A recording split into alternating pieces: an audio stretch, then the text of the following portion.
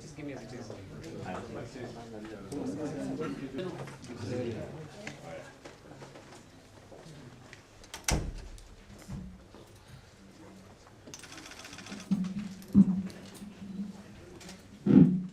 So given the recent debate of this crucial agenda, it is imperative to address the key concerns, to provide you with the opportunity to raise questions, and of course report accurately on this agenda.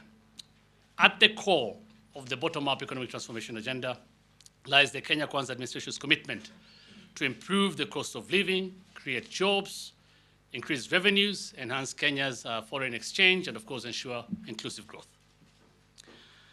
These priorities will be achieved by key interventions or strategic interventions across 5 key pillars of the bottom-up economic transformation agenda, including agriculture and agribusiness, MSMEs development, housing and urban development, universal health coverage, and the digital superhighway and creative economy. Housing, as you all know, is enshrined in the Constitution as one of the basic economic and social needs. Article 43B, it's actually a right, expressly states that everyone has the right to accessible and adequate housing and to reasonable standards of sanitation. We live in this city of Nairobi, so let's stick to Nairobi first. This Nairobi is a beautiful city, vibrant, but you also know it is infamous for having some of the biggest informal settlements in this continent of Africa. Some of you are well-traveled. So, do we have an informal settlement problem? Or are there people here who believe that we don't have an informal settlement problem or slum problem? Number 2 is the existence of the slums. Is that a good thing or a bad thing? And now let me tell you how slums come up. How do slums just didn't fall from heaven and come here? Slums start by what we call the income. You know, there is a huge income disparities in Kenya. There is a huge income inequality in Kenya. So even as we subscribe ourselves to SDG 11 that talked about shared prosperity, it is a nice thing to talk about, but slums come up because of the huge income inequalities. When you have got such high income inequalities and mushrooming slums in a country, how sustainable is that? You see, today, this country, we have got over 1,400 informal settlements in this country and growing. So how do you talk about sustainability? With that 2050 figure we are talking about, where 50% of our population will be living in our urban areas, where do you think they're going to live? The do-nothing strategy, which is what a lot of people are saying, government must not get involved. The reason why I'm giving you these numbers is because we need to ask ourselves the question, is it a bad thing for government to intervene and change a market that is broken? A market that is serving only few people. Even if those people say we are clueless, and even if those people say all manner of things, would you want to pay 7.65 million when there is 3 million available? Would you? I said, let's have a conversation. Would you? I mean, please. The alternative to Park Road, because most of you, I know you have Broti here and there, is you can only go by Kisaju or out there.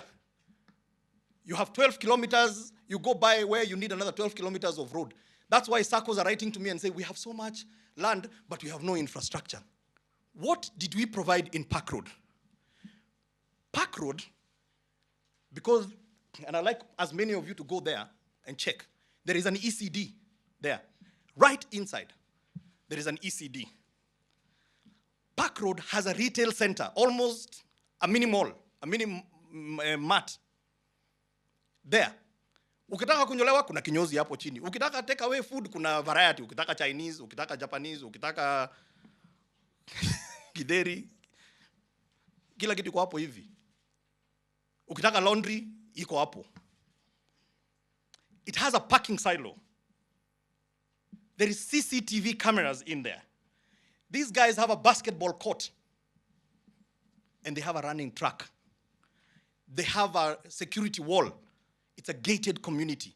Now, these are things you don't associate with ordinary Kenyans. These are things that you associate with leafy suburbs.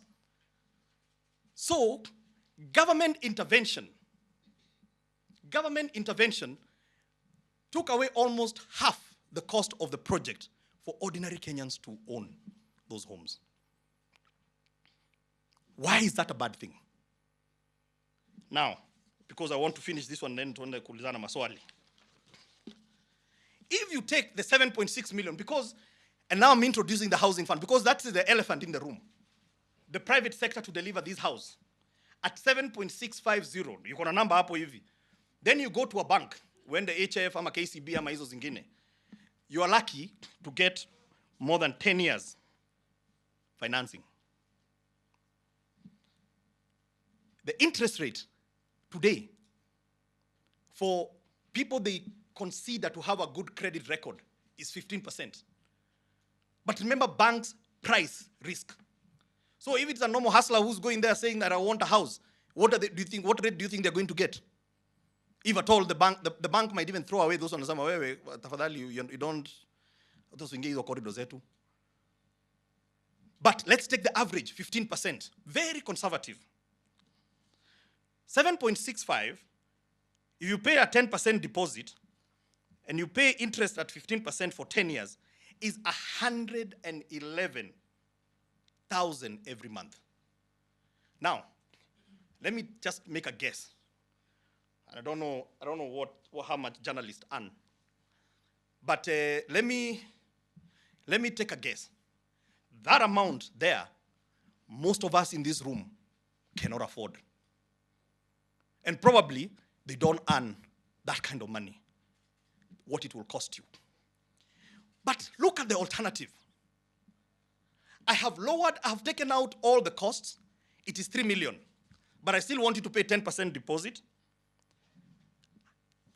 Now, we financed Kenyans who own homes there at 7% versus 15%. We gave them 25 years versus 10 to pay for those houses through a tenant purchase scheme in National Housing Corporation. The result is they are paying me 19,000. So good people. 19,000 versus 111. Now, most of you here, I'm sure where you're paying rent, you're paying more than 19,000 or thereabout. So, how is 19,000 a bad thing? And why should we leave the market to dictate the terms so that you pay 111%? And therefore, ladies and gentlemen, that brings me to the solution. What is the solution? Our solution, and as I said, it's not a perfect solution, but it is a good plan. What is our solution? Our solution, first of all, starts on the basis of shared prosperity. Number two, our solution is based on Section 31 of the Employment Act, which says that every employer has a responsibility to provide housing to their people, by the way, and it says close to where they work. Let me tell you something. Park Road, where it is, majority of you will walk to work. You don't even need to get a car. It's close by. And even if it's KTN ambao mko Mombasa Road, unaingia expressway kidogo, unaingia hapo, uko job from Park Road. And zingine ambazo tunajenga. So, today, even if your employer is giving you a house allowance, tell me, if we leave it to the market, how much is it going to cost you? 111,000. It means majority of you will not qualify. You'll never get a house. Your alternative is the SACCO model, which has done a lot for many Kenyans. But I know a thing or two about SACCO model and housing. Because me, I was born in an informal settlement in Nakuru, Bondeni. That's where I was born. Usiangalie tumbo yangu mnadhani mimi nilizaliwa huko nini. So, my father was a civil servant, was earning 6,500 shillings. He joined a SACCO called Ngwatanero. Huko Bahati, mnajua. We went and bought land, just like everybody else. We got a quarter of an acre. And we started the home ownership journey. 9 years later, by the time my dad was resting, was passing away, we had never finished building that house. That is the story of many Kenyans. Eventually, you will own it, but after 9 years. So I want to ask you another question. What is so wrong with me assisting you to own a home in the next 2 years versus 9 years? Is that a bad thing? If it's not a bad thing, then why don't we come and say, yo plan yako ni mzuri, lakini hapa hivi twende hivi. So, ladies and gentlemen, let me tell you what our solution is. In very simple terms, our solution is not a solution that is just crazy we thought about. We went to benchmark. We went to Singapore. We went to Mexico. We went to Brazil. We went to Nigeria. We went to China, many different places. And some of them we went to benchmark so that we know how not to do it. Because some of them, they have failed. What did they do? They said, let's save together. And that is a principle that most of us understand here because you belong to a chama somewhere or a sacco somewhere. So let's save together. And they did. And they told the employer, you save this, the employee will save that. Number two, they said, once we pull this money together, and it is driven by law, because I know most of you are saying, where is we fanya hiki tukue voluntary? You see, when it is driven by law, if I'm going to get $1 billion a month, it means I can confidently go out there and call investors and tell them, for as long as that law is there, 3 years from now, I'll still be collecting the $1 billion. So let me tell you in simple terms. You know today something called fuel levy. We all pay fuel levy today if you're driving. Fuel levy is the one that has enabled us to build all these roads you're seeing here. Why? Because we've gone to the market and we told the market, here is the history. There is this levy here. We are collecting so much, and you look after the last 10 years, there has been an increase. So give us a lot of money today. We build those roads, but in the next 15 years, we will still be paying that fuel levy and we'll be able to pay you out. If we didn't have that, guess what is going to happen? What was going to happen was they will tell us, no, you can't afford it. Our housing fund works in the same way. It is a mandatory contribution by employer and employee, and as Hussein has said, we have capped it at 2,500. So the highest earning Kenyan will only pay 2,500 shillings. Majority of Kenyans will pay 1,000 and below. That's number one. But then we pull our money together. And I have not even brought in the people who are going to pay voluntarily. Then what happens? We pay into this fund. Then, as a country, we are able to go out there to the market, and we call investors. And we tell them, the Kenyan government is providing land at no cost, like I have done in Park Road, for Kenyans to own homes. The Kenyan government is committed to bring infrastructure to that site. The Kenyan government is prepared to take away all these costs of approval. All I want you to do is bring your money, build those houses en masse. That's important. Build those houses en masse, and then when you finish building those houses, give me the keys, I pay you, you go. If I don't have the housing fund, they will ask me, how will you fund me when I finished in 3 years' time? Alafu tutaanza Kiingereza mingi, waseme hapana, hii siwezi jenga. That's why you need certainty of cash flows every month coming in into this fund so that we can get as many investors, which is foreign money that is coming in here, and also the domestic money that we have, so that we build those houses.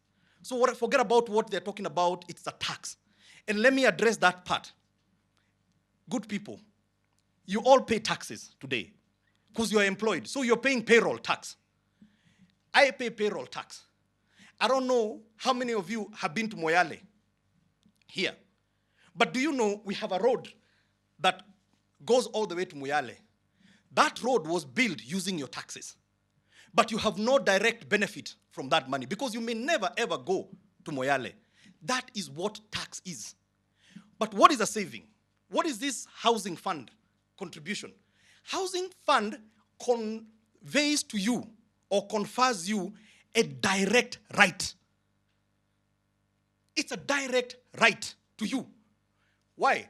Because you will either get an affordable unit, which is highly subsidized, or after 7 years, if you don't want it, we give you back your money plus your return.